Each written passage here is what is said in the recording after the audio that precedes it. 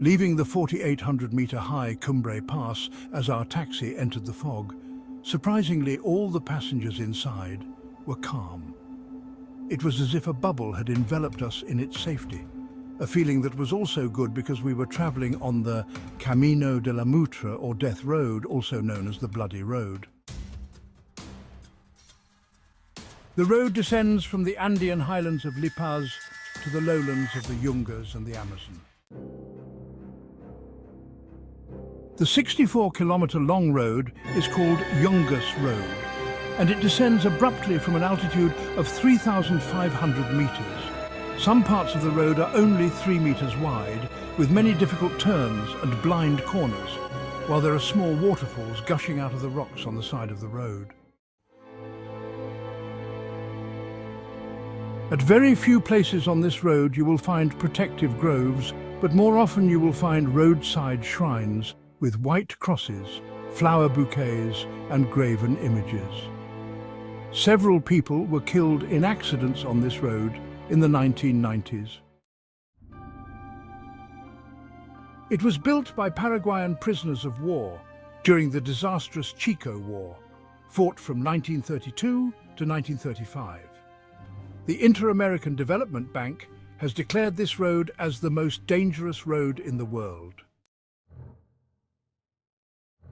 Our taxi stopped suddenly. The sun was shining in front. From my window, I could see a sheer vertical chasm 1,000 metres down. A motorcyclist coming from the opposite direction passed by, smashing the side mirror of our car. A little ahead of us, 3 cyclists were trying to pass, shielding themselves from a pitcher. Although an alternative bypass has been constructed on the most dangerous part of the road, many commuters take the road's fatal infamy as a challenge. For tourists, this rough road has become an asset or attraction. The Yungas, meaning hot lands in the local Aymara language. About 1.7 million Bolivians speak the language. It is a very fertile and remarkably biodiverse region located between the Andes and the Amazon. 2 natural resources found here have not only attracted people's interest, but also caused misunderstandings and disputes, and they are coca and gold. Yungas has become an agricultural centre due to its fertile soil and abundant rainfall. Once upon a time, caravans of llamas laden with trade goods passed through here, and the area was known as the breadbasket of their and earlier kingdoms, such as Tiwanaku. This tradition is still alive today. I saw plantations of coffee, cassava, guava, papaya, and citrus fruits in the hilly fields along a centuries-old road. Coca plants with oval leaves and reddish berries are also abundant here.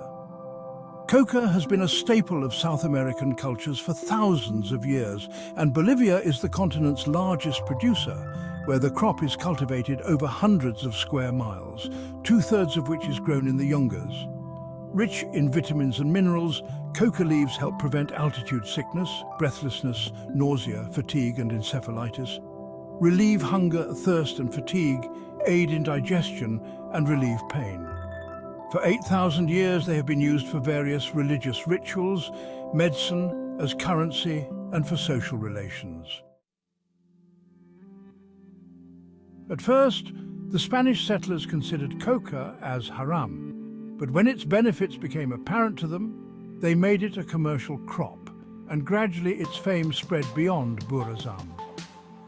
The first reference to coca in the English language is in the poem A Legend of Coca by London resident Abraham Cowley in 1662, in which he praises this strange plant for its nutritional and anti-fatigue properties. In the 19th century, its component cocaine became very popular in Europe and North America and became an integral part of beverages, medicines and many other products. Its advertisements claimed to rejuvenate the body and mind. Many celebrities of the era were shown using it. Inspired by the success of products like Vin Mariani in the US state of Georgia, pharmacist and former Confederate soldier John Pemberton created Pemberton's French wine coca, which was actually a mixture of cocaine and alcohol, while also adding the caffeine-rich cola nut. This drink later evolved into Coca-Cola, from which the cocaine and alcohol were removed, but cocaine-free coca leaf juice is still used for flavoring. Cocaine and cocaine products were legal in Europe and North America until the 19th and early 20th centuries. And psychologists such as Sigmund Freud experimented and wrote many papers on it. In one place he writes, "A small dose of it raised me to unspeakable heights." But it was later banned due to its popularity and addiction in the underworld, as was the case with coca, although coca remains legal in Bolivia. Today, coca is considered a sacred plant in Bolivia and is consumed by a third of the country's population. Cocaine is illegal, however. In his book, Cocaine Yes, Cocaine No, Thomas Grisafi writes, "Coca is acceptable to most classes, regions and ethnic units. It is viewed as a national tradition, much like tea in the UK." Eventually, I reached the Coroica River, the source of Yungas' second known gold. The 350-kilometre-long channel is called the Golden Route and flows into the Amazon, winding through regional aquifers. It has been a destination for gold seekers for centuries. Although gold particles are found in the bottom of rivers, streams and creeks, but not enough to satisfy the hunger of all the people who come here. It is for this reason that legends of hidden and lost treasures have been circulating in Yungas. Stories are popular about a religious group, the Jesuits, who amassed great wealth in South Africa by oppressing the natives. But when the Spanish king felt that these people were becoming more powerful and independent, they were expelled in 1767. I gave the order to leave. Soon speculations about his wealth began to circulate, but their truth could not be proved. Gold exploration in the Yungas and the Bolivian part of the Amazon is also gaining momentum after the global financial crisis of 2007-8 led to a rise in gold prices. According to a 2018 report by the Amazon Socio-Economic Geo-Referenced Information Project, a coalition of civil society organizations, much of the mining is illegal and part of organized crime, leading to the poisoning of waterways and deforestation. I was sipping coca tea while waiting for the taxi to fill up for the return journey. We had to pass through the same death road.